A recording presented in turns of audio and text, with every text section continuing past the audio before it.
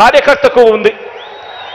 2019లో CM అయిన మీ జగన్ పేరు చెబితే, మన వైఎస్ఆర్సీపీ పేరు చెబితే అక్క చెల్లెమ్మలకు గతంలో ఎప్పుడూ కూడా జరగని విధంగా ఈరోజు అక్క చెల్లెమ్మలకు ఓ అమ్మఒడి, అక్క చెల్లెమ్మలకు ఓ ఆసరా, అక్క చెల్లెమ్మలకు ఓ సున్నా వడ్డీ, అక్క చెల్లెమ్మలకు ఒక చేయూత, అక్క చెల్లెమ్మలకు ఒక కాపు నేస్తాం, ఒక ఈబీసీ నేస్తాం, ఒక 31 లక్షల ఇళ్ల పట్టాల పంపిణీ, 22 లక్షల ఇళ్ల నిర్మాణం వేగంగా జరుగుతా ఉన్న పరిస్థితులు. ప్రతి అక్క చెల్లెమ్మ ఫోన్లోనూ ఒక దిశ యాప్, ఆ ప్రతి అక్క చెల్లెమ్మకు తోడుగా ఉండేందుకు అదే గ్రామంలోనే ఓ మహిళా పోలీస్. ఇవన్నీ కూడా గతంలో ఎప్పుడూ జరగని విధంగా మీ బిడ్డ ముఖ్యమంత్రి అయిన తర్వాతనే ఇవన్నీ కూడా అడుగులు పడ్డాయి, జరుగుతూ ఉన్నాయి.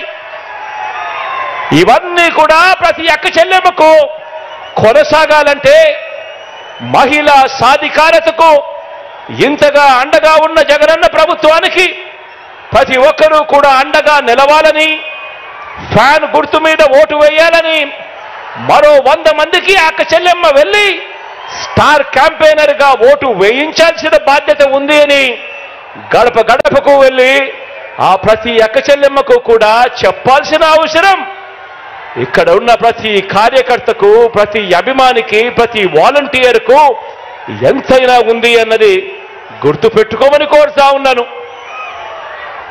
ఆ ప్రతి ఇంటికి వెళ్ళినప్పుడు ఆ అవ్వ తాతల చిరునవ్వుల మధ్య వాళ్ళందరికీ కూడా ఒక్క మాట చెప్పండి, ఆ అక్క చెల్లెమ్మలకు చెప్పండి, ఫ్యాన్ ఎప్పుడు ఇంట్లోనే ఉండాలి, ఫ్యాన్ ఎప్పుడు ఇంట్లోనే ఉండాలి, సైకిల్ ఎప్పుడు బయటే ఉండాలి, తాగేసిన టీ గ్లాసు ఎప్పుడు సింక్లోనే ఉండాలి. ఆ అక్క చెల్లెమ్మలకు మీరంతా కూడా ప్రతి ఒక్కరికి కూడా అర్థమయ్యేలా చెప్పండి.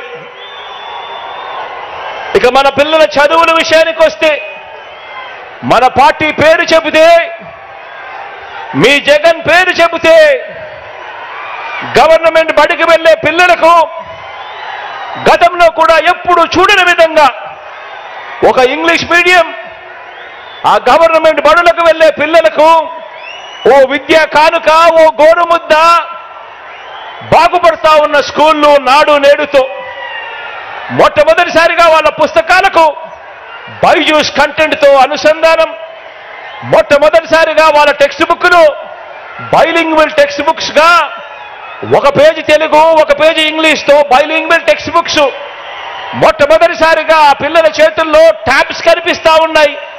మొట్టమొదటిసారిగా ఆ పిల్లలు వెళ్తా ఉన్న ఆ క్లాస్ రూములు, ఆ ప్రతి స్కూల్లో ఉన్న ప్రతి క్లాస్ రూము కూడా 6వ తరగతి నుంచి ఆ పైబడిన ప్రతి క్లాస్ రూమ్లోనూ కూడా ఈరోజు డిజిటల్ బోధనతో, ఐఎఫ్పి ప్యానెల్స్తో ఈరోజు క్లాస్ రూమ్స్ అన్నీ కనిపిస్తా ఉన్నాయి. మొట్టమొదటిసారిగా సబ్జెక్ట్ టీచర్ కాన్సెప్ట్ బడులలో ప్రవేశపెట్టడం జరిగింది. మొట్టమొదటిసారిగా టోఫుల్ను సైతం ఈరోజు క్లాస్ రూమ్లలో బోధన చేయడం జరుగుతూ ఉంది. మొట్టమొదటిసారిగా పిల్లలందరికీ కూడా సిబిఎస్ఈ నుంచి ఐబీ వరకు కూడా ఈరోజు ప్రయాణం సాగుతూ ఉంది.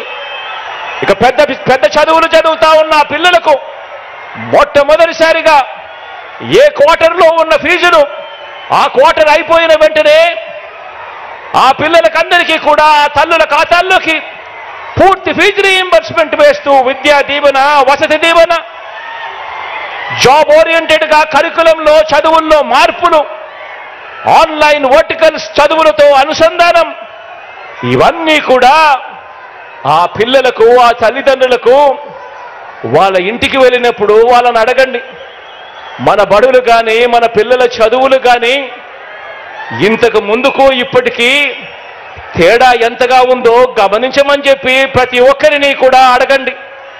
ఆ తల్లిదండ్రులకు, ఆ పిల్లలకు మీరు వెళ్ళిన చెప్పినప్పుడు అడగండి. ఇవన్నీ కూడా కొనసాగాలనంటే